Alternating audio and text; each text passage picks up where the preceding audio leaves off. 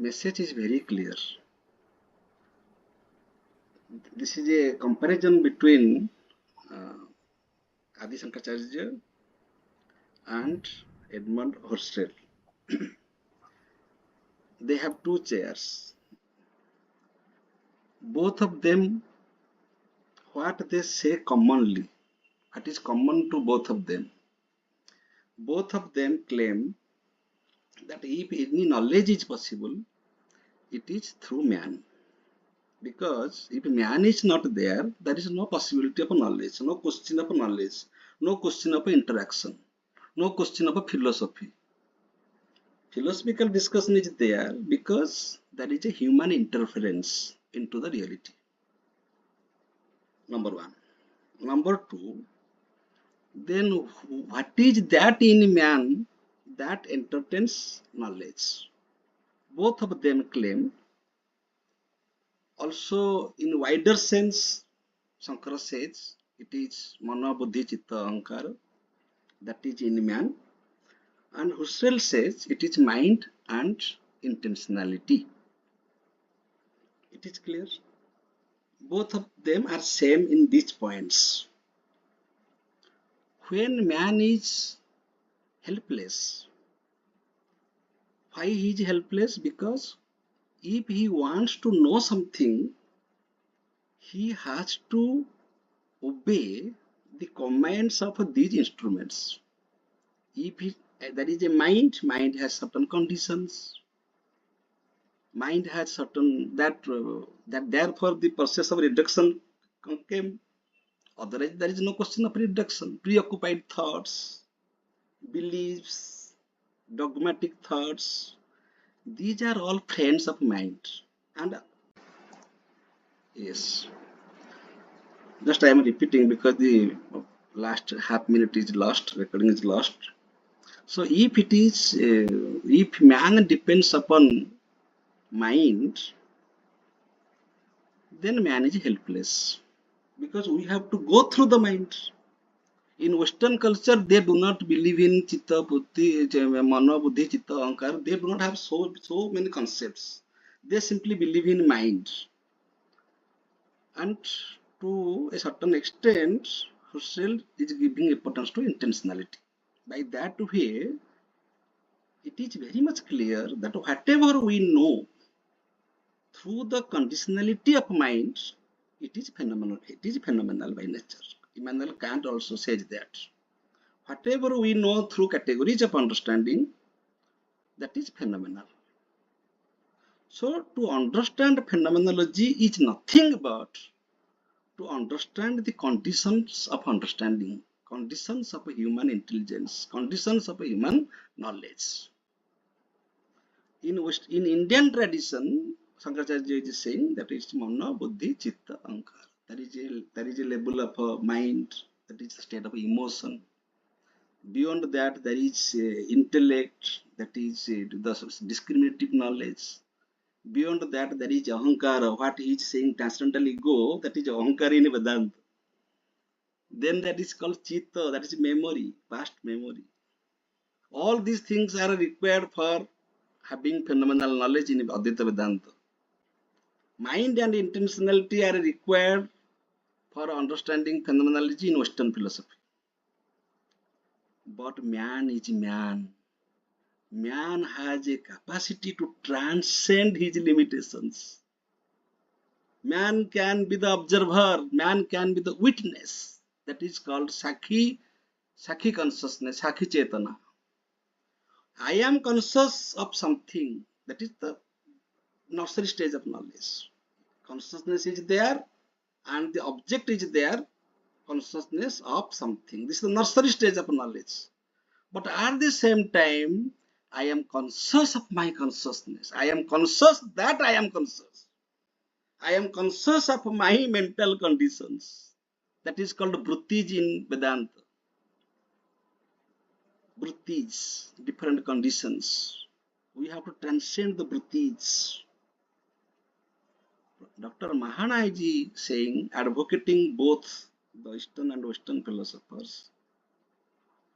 If the guardian is not there, if the teacher is not there, Guardian means the thoughtless consciousness, the formless consciousness, the Brutivihina, Brutiless.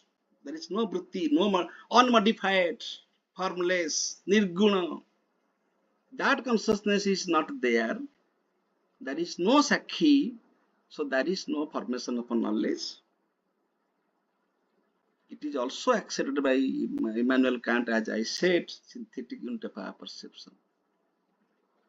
But the difference between Husserl and Sankara is that Husserl says it is a logical presupposition that we should have a permanent state of consciousness, unchanging state of consciousness, through which we can have a very through which we can only have phenomenological possibility of an epistemology, otherwise not. So this possibility is admitted by a Western philosopher. The credit goes to that, which is generally by nature, by blood, it is there in Indian philosophy. That we presuppose consciousness as the primordial. That is the pure consciousness, that I am conscious of my consciousness. So in both these two philosophers, we find the similar points in which they agree. Husserl stops at logical ending of epistemology. Sankara steps forward to another station, and he claims that it is not only logical, it is also metaphysical, in the sense it is the reality as such. Therefore it is Advaita. That means consciousness of object, this is cancelled. Consciousness and object, they are one. We cannot make a differentiation between truth and chit, sat and chit. Even we cannot be distinguished from Ananda. These three states are combined together. So at a point, Professor Ghosh said that Neti also does not regarding Neti and Sachidananda.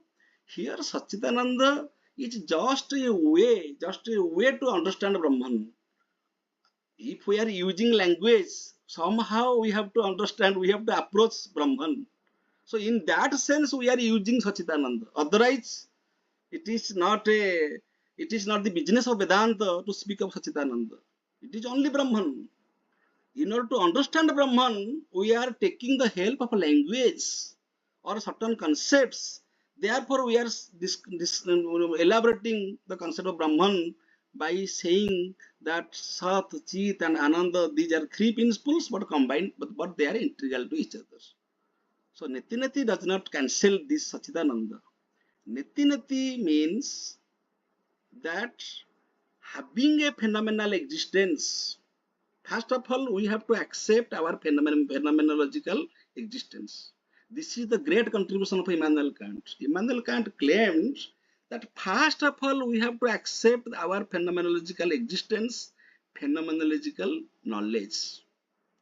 What is my phenomenological existence according to Vedanta?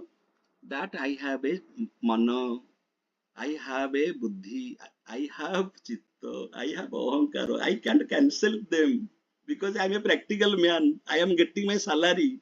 I am doing my job in college or university. Now we are doing some works here.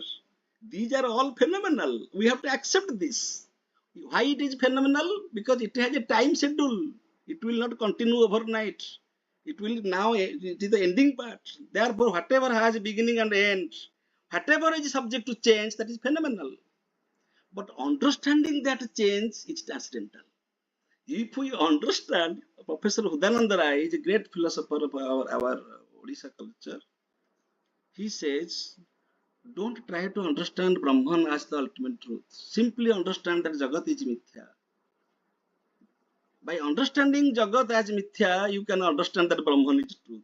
By understanding the Einstein's relativity, you can understand that there is a presupposed ultimate reality. If there is not oneness, we cannot have any knowledge of duality or plurality.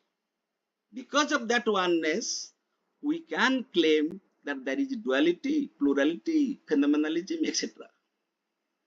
So both Husserl and Sankara, they are trying to say that at least in the level of epistemology, every man should be free from their prejudiced dogmatic chamber of understanding of the limitation of their knowledge, so that there will be a passage to for the understanding of the soul, the ultimate reality, in the language of Vedanta, or in the language of Husserl, he will see the transcendental ego. We have to admit that. If we shall bypass transcendental ego, ignore transcendental ego, and we shall be only engaged in such type of two-termed knowledge, or just subject and predicate, just our human interaction, that means we are halfway. Our knowledge is not mature, it's not complete, and we cannot have a complete personality. And very beautifully, Dr. Mahana said, I learned that in this session through Husserl, he is saying that we are all members of transcendental community. Transcendental community is a great thing. That means here it is an appreciation for the great mind of great people. It is an appreciation of the understanding of the great seers. That the great seers, they live in the nominal world. Immanuel Kant also said that the nominal world is the real world where practical reason works, where we live in the community of transcendental ego. That means we all should have the sense of a transcendentality, though we live in pragmatically, empirically in this phenomenal world. This is my understanding of Dr. Mahana's speech, but I shall request Dr. Mahana, please have your concluding remarks in 2 or 3 lines, so that we shall have a very better conclusion. Thank you, Dr. Mahana. Over to Dr. Mahana. Hello.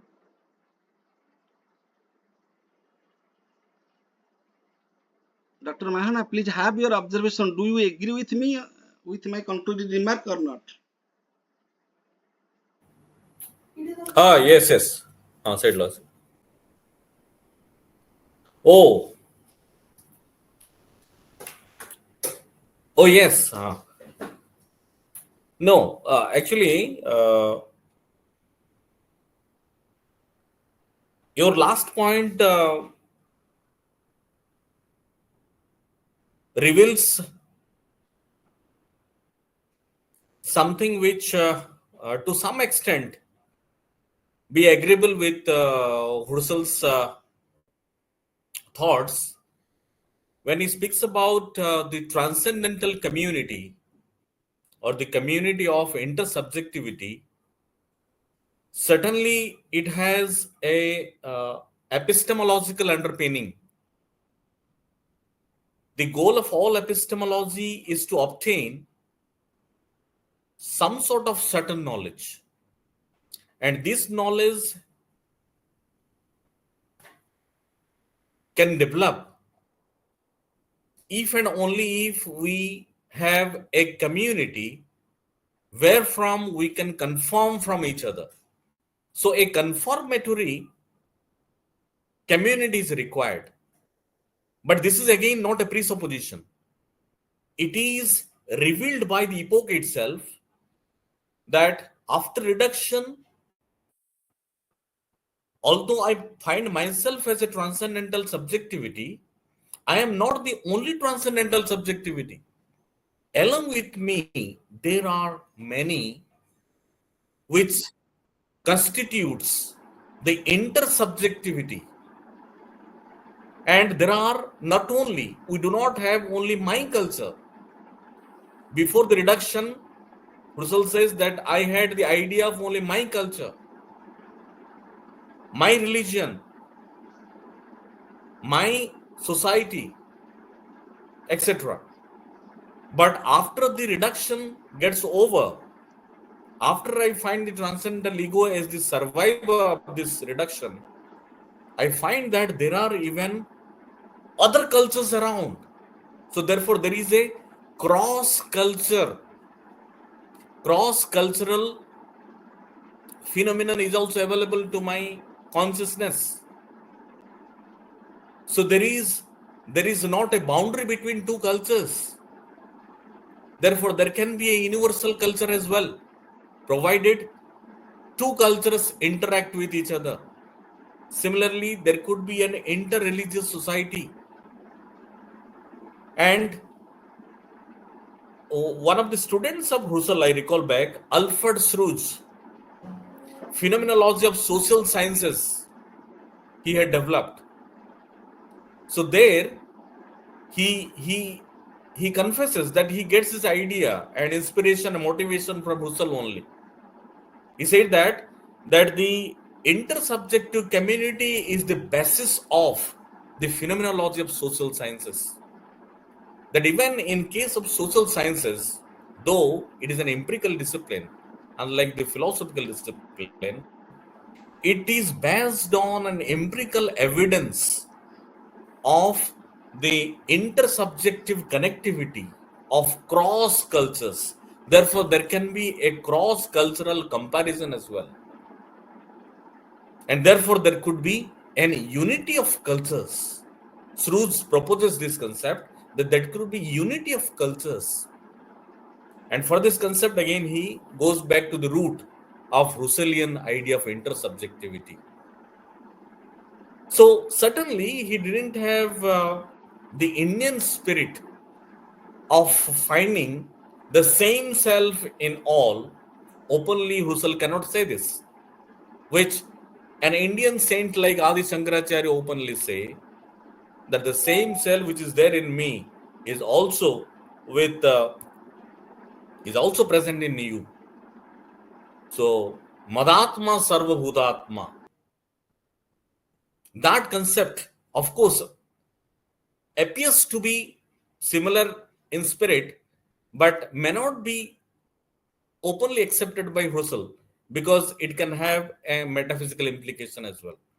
Had it been a logical implication only, Husserl would have no problem in accepting it. But since it carries a metaphysical tone, it may not be acceptable to Husserl. That is made. Yes, sir. One thing to Ranjit sir, yes. our concept of both similar to this transcendental intersubjectivity of Husserlian transcendental intersubjectivity, by which we all belong to one, that oneness of things. That this is the same thing as I think that is the idea of Husserl. But one thing, Dr. Maharaj, we have, from the very beginning, he has said that for Sankara, this is already there, the knowledge of I consciousness. But Husserl tried to discover it. So that is why for Husserl, it is discovery of I consciousness.